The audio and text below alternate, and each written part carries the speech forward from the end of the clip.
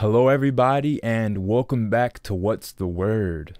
Today is Monday, September 14th, 2020, and the word comes from Psalm 32, verse 8, which reads, I will instruct and teach you in the way you should go. I will counsel you with my eye upon you. And from that, I just want to say, whenever you're feeling lost, just know that God is the greatest guide. As there's not much news to actually get to today, this episode consists mostly of scoreboard watching. But with the return of football, why not? Before I can get to that, however, let's talk about some baseball. The Baltimore Orioles fell to the New York Yankees 3-1. And as the season winds down, they remain 2.5 games out of a playoff spot with 14 games remaining. As for the Nationals, they lost to the Atlanta Braves 8-4, and they are 5 games out of a playoff spot with 15 games remaining. So even though the MLB expanded the number of teams in the postseason, both the Orioles and Nationals are on the outside looking in. So pretty unexpected that Baltimore is even in this position. They've had a pretty good season. They've definitely exceeded expectations, while the Nationals have faltered of late. A lot of injuries to blame, but everybody deals with injuries. You know, the Miami Marlins were missing pretty much their entire roster, and they are better than the Nationals at this point. As I mentioned, this weekend was kickoff weekend for the National Football League. And here's a new one for you guys. I am not disappointed, as both the Washington football team and the Baltimore Ravens were victorious. Washington was able to overcome a 17-0 halftime deficit. They scored 27 unanswered points and defeated the Philadelphia Eagles 27-17. They were led pretty much by their defense, who provided 8 sacks and forced 4 turnovers, 2 interceptions, a fumble recovery, and a turnover on downs.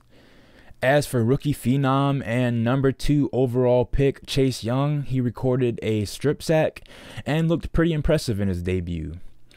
As for the guy that he is likely to replace, Ryan Kerrigan, he recorded 2 sacks and became the franchise's all-time sack leader, recording his 92nd sack of his career, topping Dexter Manley for the franchise lead in sacks.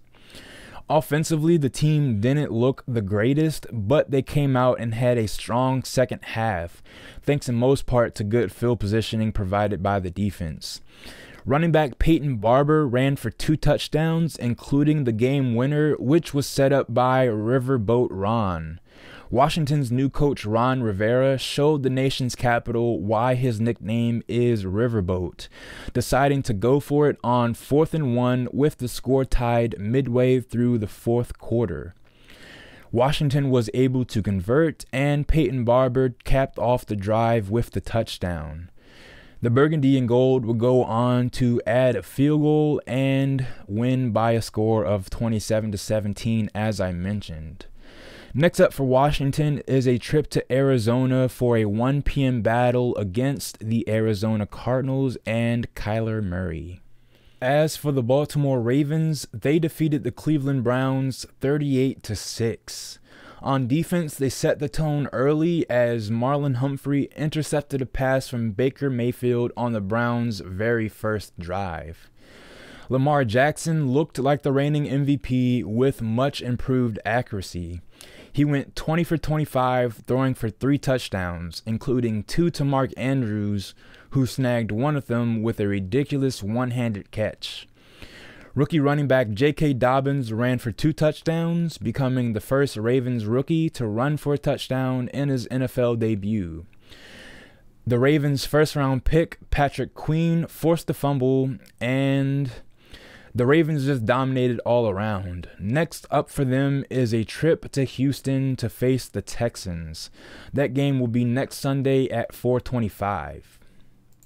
The last bit of news comes out of the WNBA as the Washington Mystics defeated the Atlanta Dream 85-78 and clinched the final playoff spot. This comes after a hot start for Washington, starting 3-0 and then losing 12 of their next 13 games before winding out the season winning 5 of their last 6. Washington clinches the final playoff spot and will face the Phoenix Mercury tomorrow, September the 15th at 9 p.m. Still no word on whether Elena Deladon will return, but for the defending WNBA champions, they are back in the dance. Good luck to them. That's all I have for you guys. God bless.